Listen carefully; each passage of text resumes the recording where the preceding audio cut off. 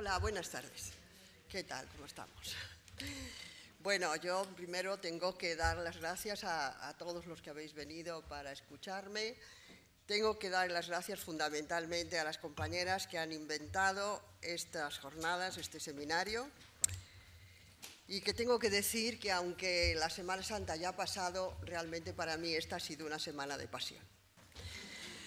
De pasión porque estamos recordando, reviviendo los acontecimientos más penosos de nuestra historia reciente, en los que yo he participado en una buena parte, y que empezó con las memorias de mi prima, Carlota Leret O'Neill, la hija de la hermana de mi madre, Carlota O'Neill, que no por más escuchadas, porque yo tenía 4 años cuando empecé a oír este relato, dejan de emocionarme.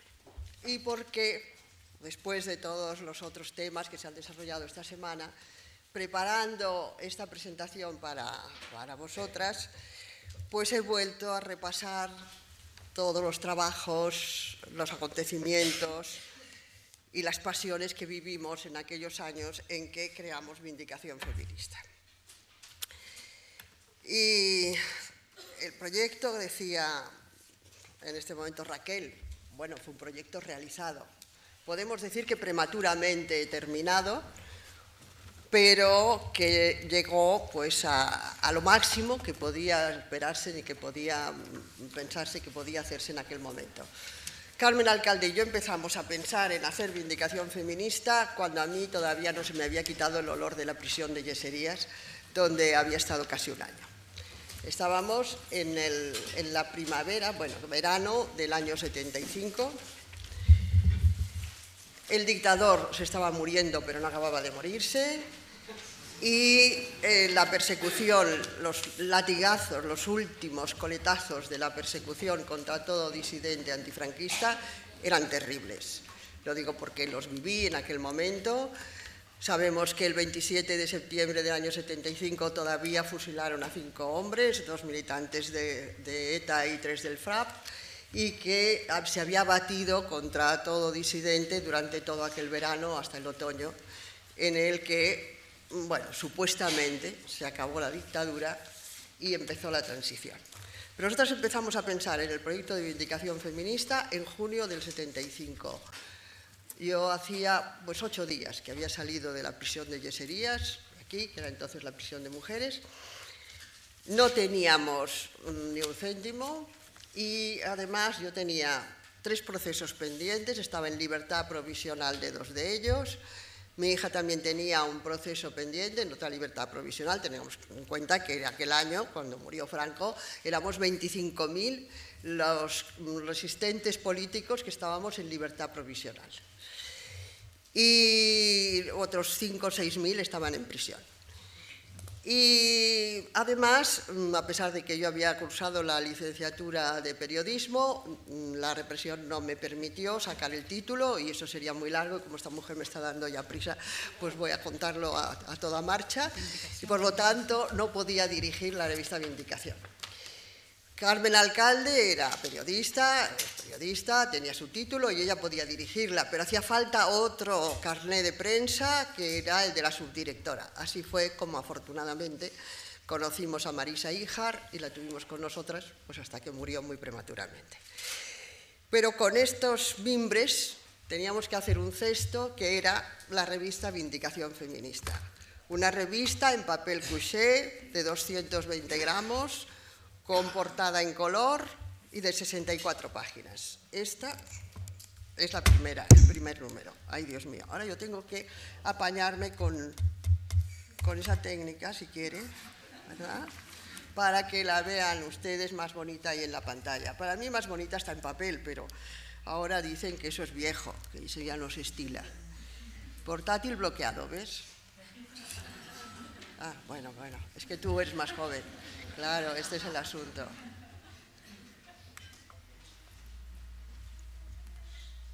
¿Ha pasado algo? Sí, no, pero lo que das.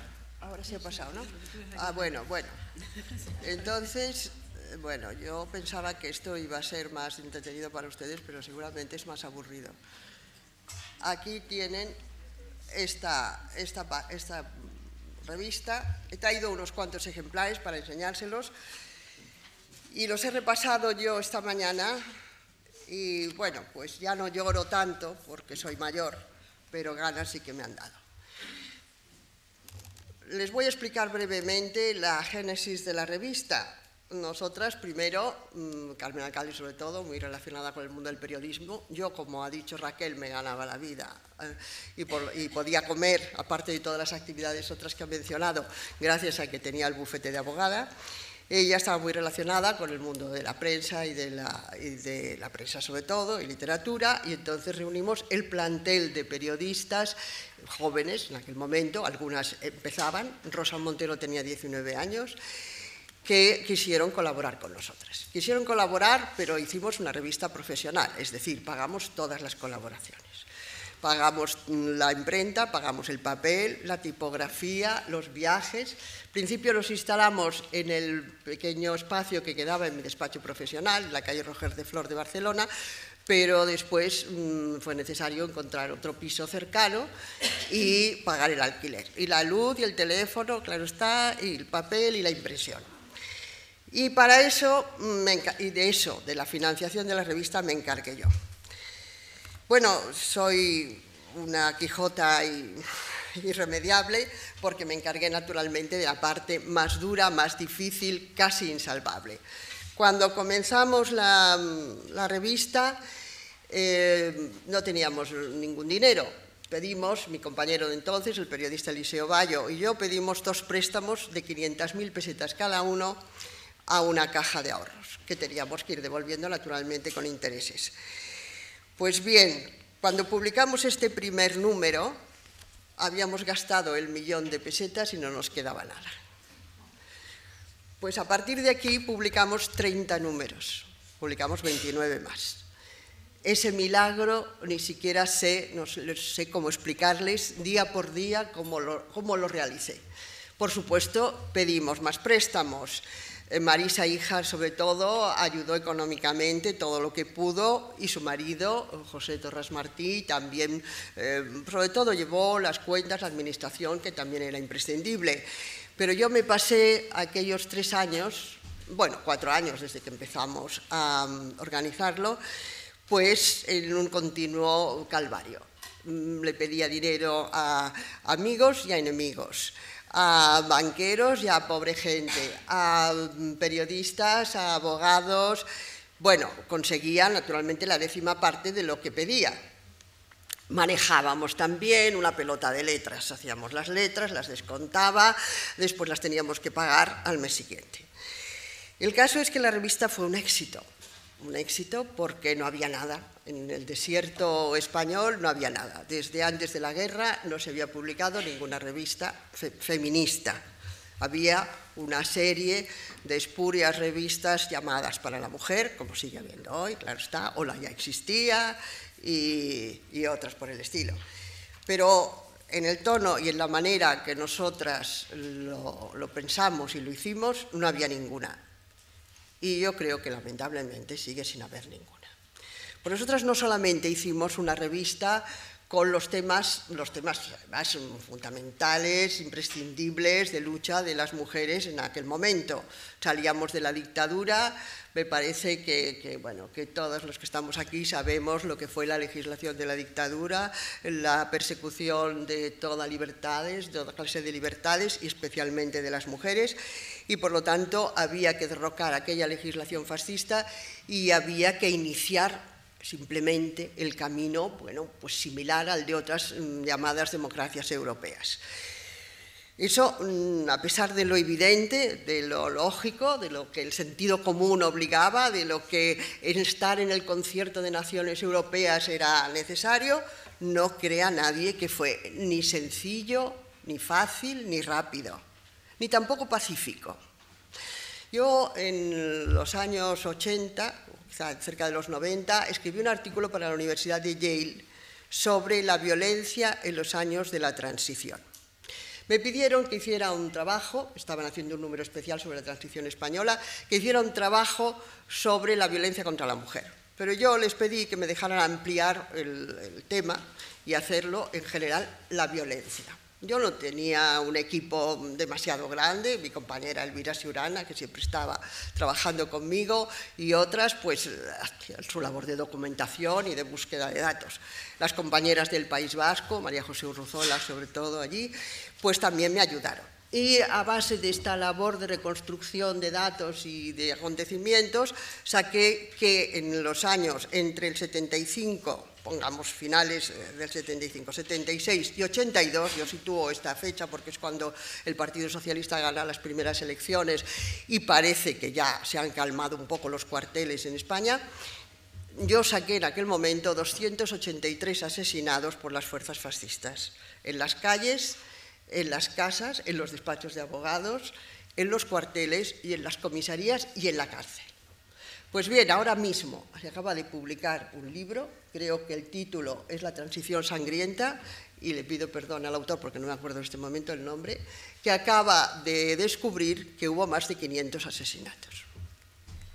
Esto en el capítulo de la violencia mayor, que es el crimen. Pero en cuanto a la persecución contra sindicalistas, activistas, feministas, revistas, periódicos, mi amigo Álvarez Solís, que dirigía Interview, tuvo 38 procesos. Él decía que no podía dirigir la revista porque se pasaba el día en el juzgado. Bueno, pues nosotras, en Vindicación Feminista, padecimos 2 procesos, uno por un artículo sobre el aborto y el otro sobre el Patronato de Protección a la Mujer, de cuyo tema hablamos hace unos días, me parece que fue el propio martes, una ponencia muy culta y muy interesante, y que nosotras publicamos en uno de estos números, pero que si Raquel no me da tiempo, pues no puedo encontrar, claro. El caso es que esos 2 procesos fueron por vindicación. A mí a la vez me procesaron, otra vez, y esta vez el Tribunal Militar, por un artículo que publiqué en Interview sobre el golpe de Estado. Hicieron un panel así de opiniones de diversos comentaristas, periodistas, decían de todas las tendencias, que querían decir que todos eran de derechas, menos yo, y explicábamos qué opinábamos del golpe de Estado. La frase que me llevó a tener que declarar nuevamente ante el Tribunal Militar fue que yo dije que el golpe de Estado lo daban los militares de la misma manera que los gángsters daban golpes contra un banco para hacerse con la caja. Y que eso es lo que había pasado en España, como en cualquier otro régimen, sobre todo, pues ponía comparación con algunos latinoamericanos, que era pues hacerse, claro, con el poder del Estado y con los fondos del Estado. Bueno, entonces pues tuve que ir a declarar nuevamente a la Capitanía Militar de Barcelona, donde a las 10 de la mañana me encontré un coronel que tomaba la declaración completamente borracho, bebiendo copas de coñac que tenía allí y que nos ofreció, ante nuestro horror, a mi abogado y a mí, y con un soldado desgraciado que todavía hacía el servicio militar obligatorio, que tenía que transcribir las declaraciones a máquina, con la expresión que todos nos podemos imaginar. Y allí, pues entre copa y contándonos parte de su vida, ¿verdad? Que a él no le gustaba aquel trabajo, pero que si no, pues si no lo quería, se hubiera tenido que ir de Barcelona, que vivía mucho mejor allí, que tenía un piso y una hipoteca, y que cualquiera, entonces, si lo destinaban a León, ¿qué iba a hacer con la familia y el colegio de los niños, etcétera? Bueno, eso demostraba también la poca fe y entusiasmo que tenía en los principios ya del movimiento nacional y las ganas de perseguirme. Y que acabó, bueno, pues acabó como acabaron la mayoría de los procesos y todos los míos, con los indultos que se fueron dando entre el 77 y 78 y al final la ley de amnistía. Pero también nos pasamos una buena parte de nuestro tiempo yendo a los juzgados, Carmen y yo. Todo esto también habíamos sido procesadas antes por la revista Triunfo por 2 artículos sobre el divorcio, matrimonio y divorcio, que habían motivado el cierre de la revista durante 4 meses de una multa de 400.000 pesetas, que entonces era una cantidad impresionante. Y para nosotras, que vivíamos día al día, pues cada vez que esto sucedía y que me embargaban los muebles del despacho, porque no tenía nada más, hubieran podido embargar las deudas, ¿verdad? Pero eso no les interesaba. Y cada vez que teníamos que dejar el trabajo para estar en los juzgados y además buscar abogados y hacer escritos, pues perdíamos, claro, naturalmente más dinero, teniendo en cuenta que las 200.000 pesetas de fianzas que habíamos tenido que depositar para salir en libertad, Eliseo, Regina y yo, las habíamos tenido que pedir prestadas, que habíamos estado un año sin poder trabajar, que no habíamos pagado un año del alquiler del despacho ni de las letras del piso que habíamos comprado, pues realmente tendréis que pensar que estábamos locas para meternos en semejante aventura. Pero dice Einstein que solamente de un psicópata obsesivo se puede esperar algo bueno. Y como era lo que éramos unas obsesivas, pues pudimos hacer esta revista. Yo, a pesar de la prisa que tengo, que ya no sé el tiempo que me queda, pues querría enseñarles algunas cosas de las que hicimos. Yo me encargaba de financiar la revista, pero no por eso dejaba de escribir, porque había que rellenar 64 páginas, pero además 64 páginas de una letra pequeñísima, como pueden ver, o sea que aquí había un libro en cada número. Y hacíamos no solamente los temas de la mujer, por supuesto, sino también los de política nacional, que en aquel momento eran interesantísimos. La gente estaba pendiente de lo que pasaba día por día entre las algaradas de la calle, las huelgas que se producían, los acuerdos y pactos y conspiraciones que estaban llevando a cabo los partidos, la Plata Junta, la Junta Democrática. Luego ya se empezaron a organizar para las elecciones a la Constituyente, la legalización del Partido Comunista, que pareció como, bueno, si realmente se hubiera hecho la revolución y los bolcheviques vinieran ya a gobernarnos, cuando estaba todo tan pasteleado que inmediatamente Carrillo y sus secuaces aceptaron la monarquía, la bandera, el himno y se pusieron a las órdenes de sus majestades y de los gerifaltes militares. Por eso les dieron ánimo y les dieron tiempo y pudieron organizarse para el putsch del año 81, ¿verdad? Estos eran los temas que realmente vibraban en el país. Pero yo me ocupé también de política internacional y yo querría decirles que uno de los momentos más tristes de esta mañana, mientras estaba repasando los temas y me hacía un guión que, como ven, no estoy mirando, fue comprobar que casi todos los conflictos del mundo siguen vigentes. Que en este momento, ¿verdad?, contemos del 75 ahora, han pasado 35 años, escribí sobre Palestina, escribí sobre el Líbano, escribí de Venezuela, escribí de Japón. Bueno, quizá lo tenemos más lejos, y aquella gente me parecieron muy resignados porque habían matado y exterminado a los dirigentes más valientes, más revolucionarios, pero parece que pudiera estar un poco más tranquilo. Croniqué la muerte de Mao, que se produce precisamente en aquellos días, el golpe militar en Argentina, y estuve viajando lo que pude dentro de los medios que teníamos para comprobar en cada momento, en cada país, lo que estaba sucediendo. Los asesinatos y la masacre de los campos de Sabra y Shatila en Palestina. Todo esto está en esta revista. Más, naturalmente, la batalla que dábamos directa y especialmente por nosotras y para nosotras. Piensen, las que son tan jóvenes que no pueden tener memoria directa de aquel tiempo, que cuando se aprueba la Constitución española, y con los fastos que se hizo el 6 de diciembre de 1978, para las mujeres no había habido más progreso en aquel momento, y habían pasado ya 3 años de la muerte del dictador, que haber eliminado el delito de adulterio que solamente cometíamos las mujeres y el de la anticoncepción.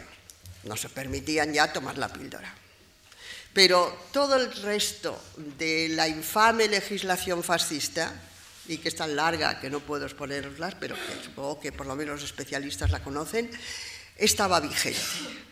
Se perseguía el aborto, no había divorcio, seguía el tribunal eclesiástico dictando sus infames sentencias contra las mujeres y los niños tantas veces, y la discriminación salarial, la discriminación en el trabajo, a veces prohibiciones de acceder a determinadas carreras y puestos políticos, todo eso seguía vigente. Es decir, que para conseguir el artículo 14 de la Constitución española, que dice que no puede haber discriminación por razón de sexo, religión, raza, etc., ya nos había costado 3 años de batalla. Pero a partir de ese momento teníamos que seguir para conquistar todo lo demás, todo lo que ahora les parece a las mujeres pues, de 30, de 25 años normal. Todo eso, día por día, palabra por palabra, párrafo por párrafo, lo conquistamos en la calle, en las comisarías y bajo los palos de la policía. A mí la última vez que me ha pegado, por lo menos hasta ahora, que me ha pegado la policía en la calle fue en enero, debió ser del año 81, en una mini manifestación que hicimos en Barcelona, un poco improvisada, por el divorcio.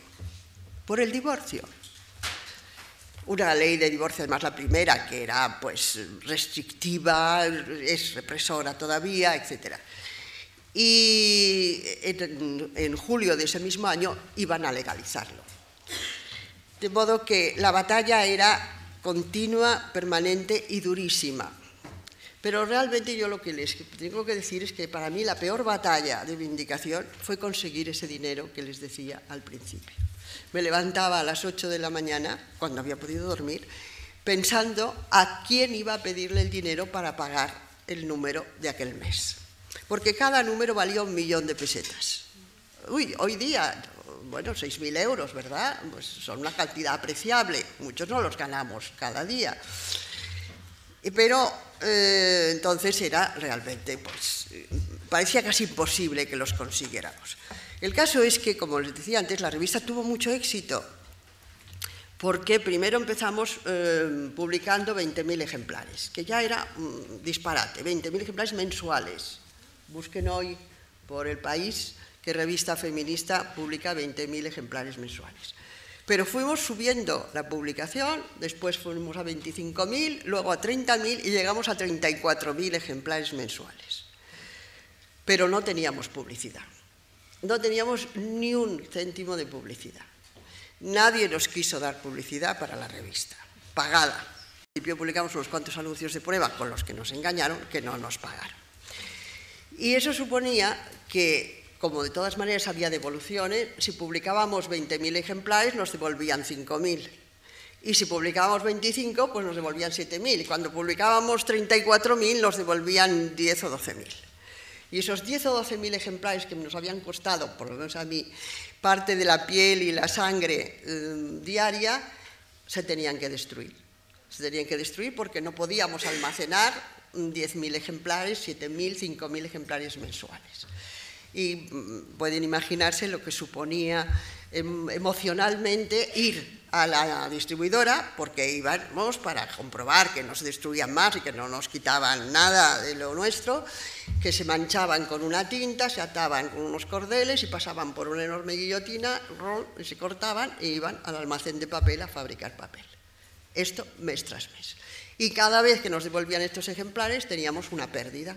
O sea que aunque vendíamos ese número de ejemplares, pues no había manera de cubrir gastos. Hicimos una campaña en los últimos momentos para conseguir suscripciones. Pensamos, no sé si hubiera sido verdad, que de conseguir 5.000 suscripciones podíamos cubrir, por lo menos cubríamos, me parece, las deudas de aquel mes o tal, y podíamos volver a empezar. No conseguimos más que 180, y 80 solo de Barcelona. La verdad es que siempre me han felicitado por la revista y me han encontrado por la calle lectoras, compañeras, periodistas de la época, etcétera, y me han abrazado, por favor, qué revista tan estupenda hicisteis, y cómo es que se cerró, qué pena me dio.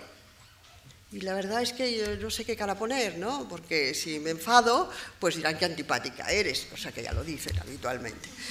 Y si sonrío, pues me cuesta mucho trabajo, porque claro, la verdad es que empezamos vendiendo la revista a 75 pesetas el ejemplar y luego la subimos a 80 y llegamos a la cantidad terrible de 100 pesetas. Pues bien, nos criticaron todos los días nuestras compañeras feministas, sindicalistas, el mundo que nos rodeaba, prensa, intelectuales, por lo carísimo que era el número. Nos debíamos hacer ricas con él, con este precio. Y era tan difícil, casi imposible, ir explicando uno por uno lo que costaba el papel, lo que costaba la impresión, lo que costaba el color, lo que pagábamos a todas las colaboradoras, todas cobraron hasta el último día, que claro, pues era una explicación imposible. Nosotras además nos empeñamos en publicar temas fundamentales de la política de aquel momento y de la política y de la represión. A ver si esto saliera. No, no sale. Bueno, ¿sale? Este número, este que les quiero enseñar, que debería también aparecer en pantalla si yo supiera hacerlo rápidamente. A ver, el 8 es el 8, ¿verdad? ¿Sale? Sí, sale. Sale, pero no sé, a lo mejor la ven mejor así, ¿no? Sí, se ve mejor así, ¿no? Bueno, esta portada y este título, Tortura para mujeres, ella, como puede reír, es el reportaje que hice. Es que no veo. Espera, sí, bueno, yo tampoco. Mira, es el reportaje que hice de una compañera del FRAP que había estado conmigo en la prisión de Yeserías. A ella la habían maltratado muchísimo cuando la detuvieron, estaba hablando del 74-75.